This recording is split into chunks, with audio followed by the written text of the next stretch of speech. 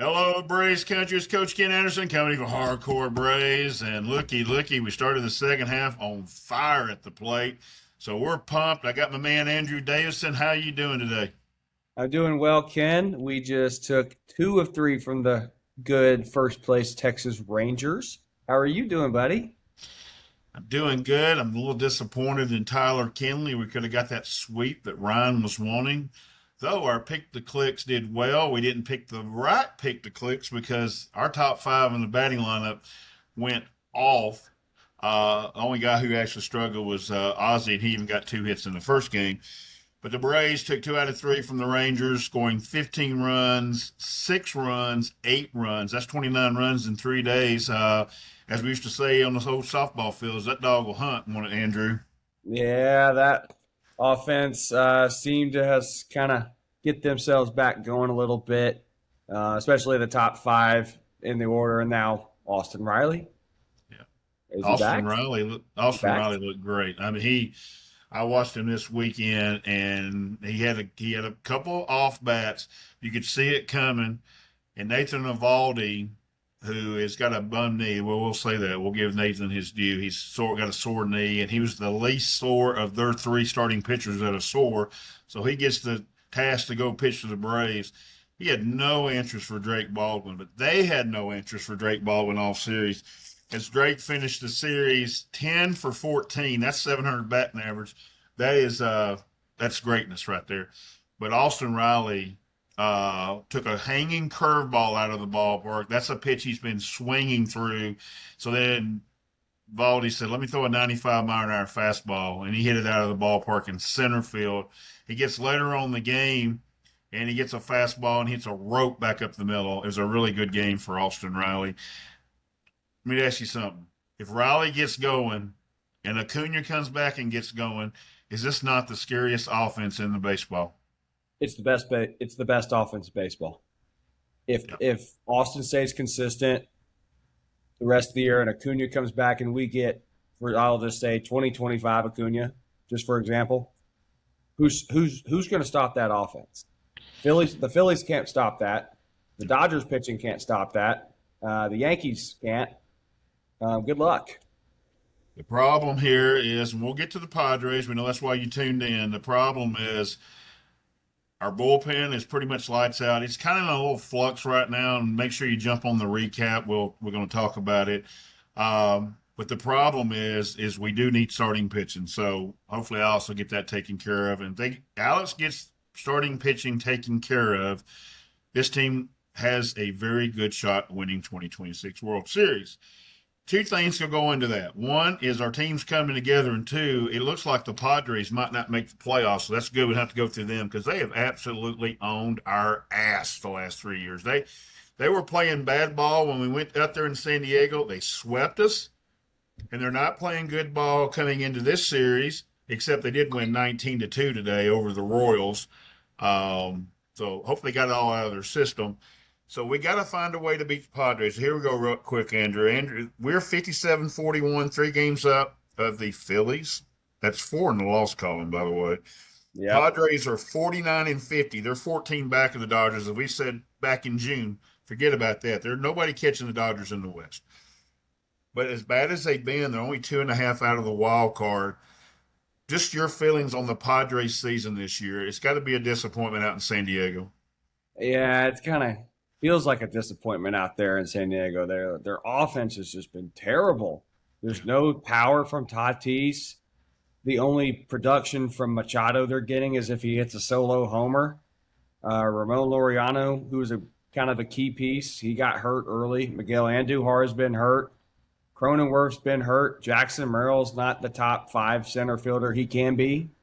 And then their pitching staff, their starting pitching hasn't been great. They got a great bullpen. As if in the last couple of weeks, I've kind of kept up with them. Their bullpen's starting to look extremely tired, and Mason Miller's starting to look a little tired too. Yeah, Morejon's ERA keeps climbing because Adrian's gassed. He's gassed. They threw him way too much early in the year, and we're going to talk about that as this week goes on. Dylan Lee looks like another guy's gas. He may need some time off as well. So he's talking about their offense real quick. We'll get into their hitters in a minute when we take 10, but just real quick, their offense struggles, but their starting pitching, he's right, is not very good. Here's what we're going to get in the series. They're going to throw J.P. Sears 2-2 with a 5.03 ERA. Walker Bueller 5-5 with a 5.36 ERA. Michael King has been their good pitcher. He's been good all year for them. He's 6-7 with a 3.34. Here's the funny thing: for some reason, King's starts are the ones they don't do well offensively. Probably because he's going up against the others number one a lot, and so they don't score a lot. And on Thursday afternoon, remember Thursday game's an afternoon game. We got to get out of here and travel. So does the Padres. The Padres have just finished with the Royals. They're going back home. Griffin Canning, 1-8 with a 6.67 ERA, easily the worst starting pitcher in baseball. The Braves are going to throw Bryce Elder 5-6, 4.12. Ronaldo Lopez 4-2, 3.50. Martin Perez is going to come back. He's 6-6, 3.54. And Thursday's one of those games I know it's going to scare you, Andrew. There is no way on paper the Braves are supposed to lose Thursday afternoon. Chris Sale goes 10-2, 2.06 against Griffin Canning, 1-8, 6.67. Jump on the hit coil. We're going to tell you how the Braves should attack these pitchers, including their bullpen. But with that said, let's get what you think about these starting pitchers going against our hitters. I feel a lot better playing San Diego in these four incoming games than I did when we went out there. Our bats seem to be in a much, much better place and back as when we went out there. Our bats were terrible. We're in a good spot. We're hitting the ball well. The Padres are kind of falling. They just lost 2 out of 3 in Kansas City, who's probably, I think, is the worst team in baseball. This is a good time to be getting them. And it's time to get some get back because they've owned us, as we know, but it's time for us to come do the favor and shove it up their rear end a little bit. Agreed. Andrew brings up a good point. Remember when we went to San Diego, even though they were struggling, we were struggling more. That's when we were in the middle of our skid, and we looked terrible. We looked awful. And now we had just beat Milwaukee 2 out of 3, but we didn't really do anything offensively. That was the Ozzie Albies weekend when Ozzie carried us to 2 victories. So as far as their hitting side, let's break it down for our pitchers. So the Padres are a weird team. If I called out their names, you're like, well, this is a good offense. It's not a good offense. Ty France has been their offense. He has an 872 OPS. Join us for the trade deadline come Thursday if he hasn't been traded by then. But he will be one of the guys who will bring something. And could he be a good fit with the Braves? We'll see. Their next highest OPS is Fernando Tatis, 740. And now look, Fernando, part of his reason his OPS is lower because he hasn't hit with power, but his bat to ball skills have been pretty good. Those 2 guys have been good. The OPS across Major League Baseball is risen. That happens in the summer. Hitters tend to catch up in the summer. It's warmer, the ball carries, all of that. It's up to an average 724, which is 10 points higher since the last time we seen you, but they didn't do all the numbers the week before. So that's going up. Only 2 guys. Everybody else is below league average. The worst being Jackson Merrill as far as great talent. He's at 640 OPS. He just cannot get going this year. So our pitchers have got to attack. Now, this we know about the Padres hitters. The Padres hitters, 3 or 4 of them have great eyes. Manny Machado, Fernando Tatis, Ty France. But the rest of them will chase. So we got Bryce Elder, Reynaldo Lopez, Martin Perez, and Chris Sale. Other than Chris Sale, we have 3 guys who can't really blow the bat out of your hands. So we're going to have to hit spots and throw strikes. Is that how you're seeing it? Yeah, the first 3 pitchers for us in the first 3 games have got to be locating. They got to be hitting the corners, and they got to be getting quick outs and early counts on the ball, however you can. Ideally on the ground, but that's how you got to go get these guys. Got to get them early in the count and um, do your best to get them to chase because some of them don't walk, but especially and then another area where we talked about go get your outs elsewhere rather than Ty France or Fernando Tatis. Go get Miguel Andujar or forget who their catcher is or Xander Bogaerts or something like that. Yeah. The only guy that I want challenging Ty France right now is Chris Sale. The rest of them, I'd rather him just, see what Ty pitch around him. You don't just want to put him on base, but you got to try to be really careful. I'm not saying Juan Soto careful, but I'm thinking pretty close. Fernando Tatis, for whatever reason, does really play us well. That's going to concern. He had a good day today. I think he always gets juiced up because him and Ronnie Acuna are best friends. I think he always wants to. I think Ronnie not being here. I do think Ronnie's going to try to get back for this series because Fernando's coming. But we've got to be careful with those two, and like you said, be around it. So the other thing that we got going on is our bullpen is for whatever reason we had 4 days off, but we had a funny series against the Rangers. We pitched everybody on Saturday and Sunday. I don't know who would even attempt to close on Monday. Do you? I mean, I don't I know. have no idea. Maybe the I mean, kid. if you're going to tell me the freshest arm in the bullpen to close the ninth inning, it's Misteros. He Medeiros or hadn't pitched since Friday. Medeiros or Richie. Richie only threw 21 on Saturday. It's a very Yeah. interesting. The Braves really need to hit JP Sears. They need Yeah. to light him up. I will say this here. If I'm the Padres, I'm really worried because Ozzy being the only guy who's really kind of cold in that top six of the lineup. And God, I've been begging and begging and begging. Walt. We all noticed Dom just ain't doing it. You're gonna have to drop Dom in the lineup. You got, of course, I'm sure with JP Sears we're gonna get Joey Bart in the lineup, and Austin will hit Eli or six. something like that. Yeah. Yeah, he'll hit six. Eli will hit seventh, and Austin will hit six. Eli will hit seventh, and you'll probably get Mateo in. We've been telling you, Jim Jarvis, he's a great story and everything like that, but water meets its level.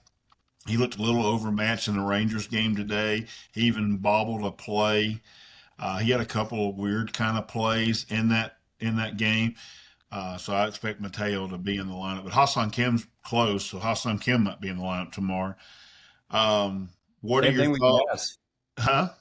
Gas could be back sooner than later Yeah. too. Yes, could be too. I mean, I think they're going to try to hold off a little bit on Yes because they got a major decision to make. Before we get into all that, we want to do that on the preview. As far as the lineup itself, do you think Austin's done enough this weekend to finally move Austin back up to either the sixth or the fifth spot in the lineup?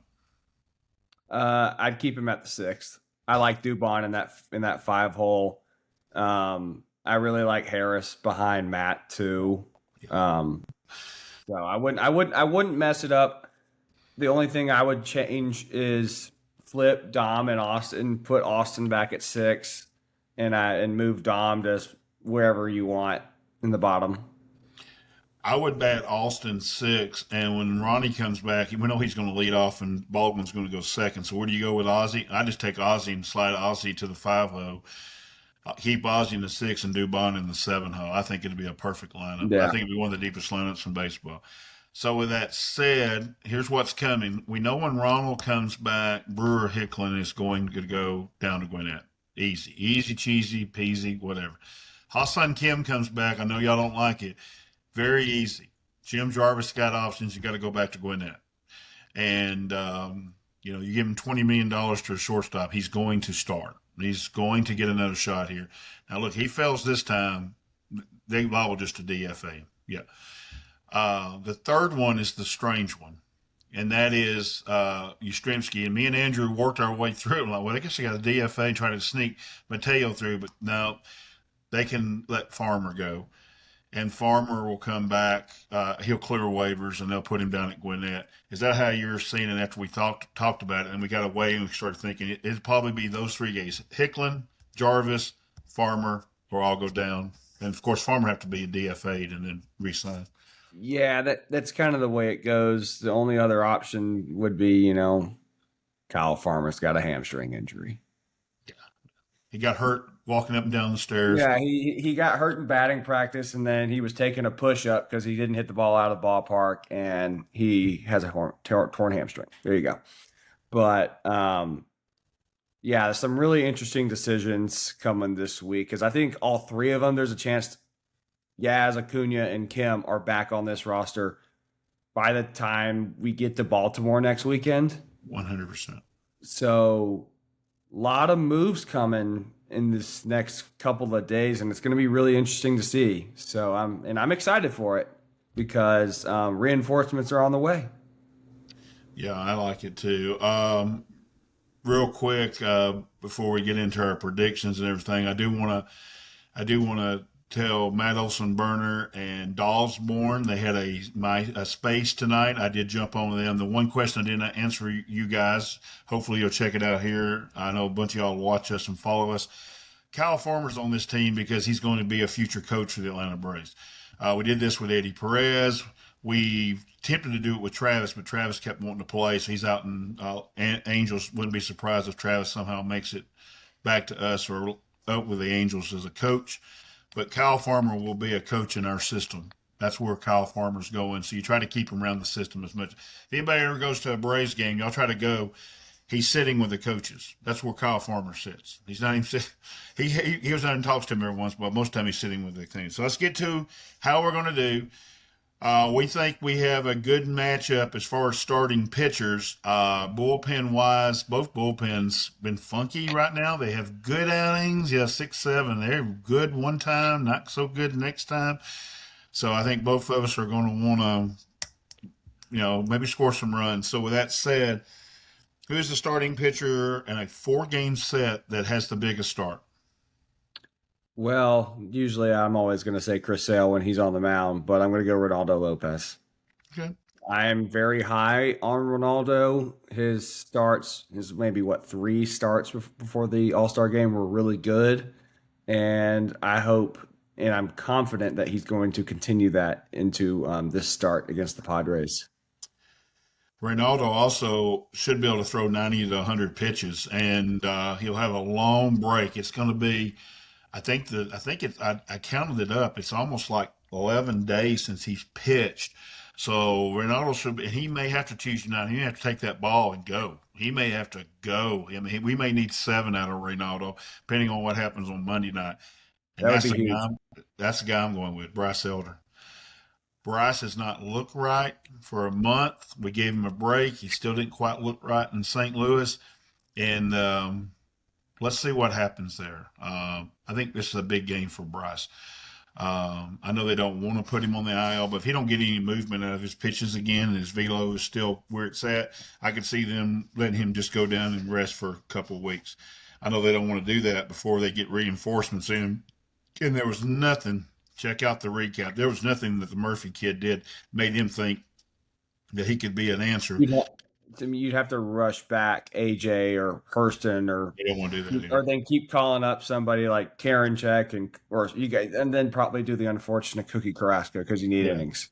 Yeah, what you would do is if he struggles Monday night, where Perez is coming back, and that will most likely be whoever going back to Gwinnett, that will be Elder will probably go on the IL. So this is a big one to go right here, I think. So we'll see. Hopefully Elder's my pick. So the bullpen wise, oh my Lord. Who do you got? Who's the guy in the relief corps that's going to be big on a 4-game set? They all will because they're all going to have to pitch. But who's going to be the biggest guy?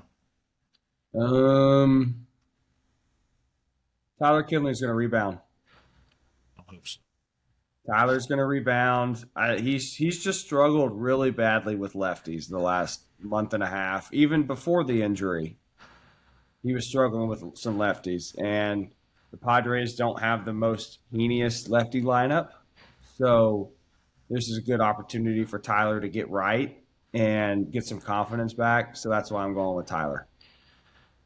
I don't know which one it was, whether it was Scott or Sean, but one of the Colemans that are friends from over at Hammer Territory put it out. His ERA against right-handers is like 2 something. His ERA against left-handers is like 6. He is Wow. really struck. So we'll see. I'm going to go Raciel. Raciel's worried me a little bit. He threw good in the first game. He gave up a home run. It looked like it kind of pissed him off. His velocity went up on his fastball. So maybe that's what Raciel needs. I know Raciel needs to throw more, and a lot of days off affects him. So he's going to get a chance here. 4 games. He should pitch in a couple of them. So I'm going to look for Raciel. We're hitting the baseball. You got a whole bunch of people to pick from, and all the big studs are hitting except for Ozzy. And that's okay, Ozzy. You were the only guy that carried some wins in June, so take a couple days off if you need to. Who is your pick to click? Austin Riley. Austin Round. Big stick. I'm going to call it. He's back. His hips look really good. His swing is in a really athletic position that we haven't seen since 2023, in my opinion. And that's what he showed against the Rangers. And I'm banking on Austin Riley to do it again. I like it. My granddaughter's birthday is July 20th, and I told this at the stadium today. The ushers, Ryan and Aaron, were able to come to the game. Andrew went come Friday, but the ushers and stuff told Ryan he has my family, of course. My son played with Matt, and when they were young, and they have a love affair with Matt Olson. And my granddaughter, that's easily her favorite player because if he hits a home run, she gets anything from the clubhouse store she wants. That's cost me thousands of dollars by this point. And here's the funny thing about it. On her birthday on July 20th, Matt Olson has hit a home run. Now, we haven't been at home on the 20th. Sometimes it's been another day. But when she's come for Matt Olson Day, her day with Matt Olson, he's hit a home run every single year. So I'm going to take Matt Olson as my pick to click. I wore his jersey today. I got his jersey on. And Maddie's going to have a big series. I loved his last 2 at bats. He had terrible Oh, yeah. bats early against the Rangers Day. And he said, hit the ball the other way. He hit one P missile over the center fielder's head and then another one into left center. So I go Matt Olson. With that said, it's hard to do anything but split in a 4-game series. What do you got? We're going 3 or 4. We're going to take 3 or 4. And I'm saying that because the bats are going, our top 6 are going. Ozzy, give us a couple more hits, and we'll be even better offensively. Maybe we get Ronald back. Maybe we get Yaz. Maybe we get something from Kim if they all 3 come back. But I like the matchups against 3 of the 4 pitchers against our lineup. If I'm going to say a game that we're going to probably fall, it's against King. Yeah, I like our matchups a lot, and screw it. We're going to sweep the Padres. I think we're going to sweep them, and they're going to send them into sell mode. And on Thursday, before they get out of here, if they want to drop off Adrian Morejon and Ty France, feel free, AJ Preller. That would be a nice little give. Heck, if you want to go ahead and give us Michael King too, we'll take him too. I'm joking on all that, but I do think we're going to sweep them. I know it's impossible to sweep a 4-game series, Coach. I get it. But I like the team I saw in the ballpark this weekend, and I do not like this team coming at this. All their numbers, even underlying analytics, as all of you kids like to say, they look terrible. So, sweet. That's what we got. All right, we're going to get out of here. And I want to remind everybody, Andrew Davidson started his top 10 list. It's like David Letterman. I'm excited. We're going to have top 10 lists for Andrew Davidson. And yes, that is, I think, a drink in his hand in his pitcher. So I don't know if was that a drink in your hand?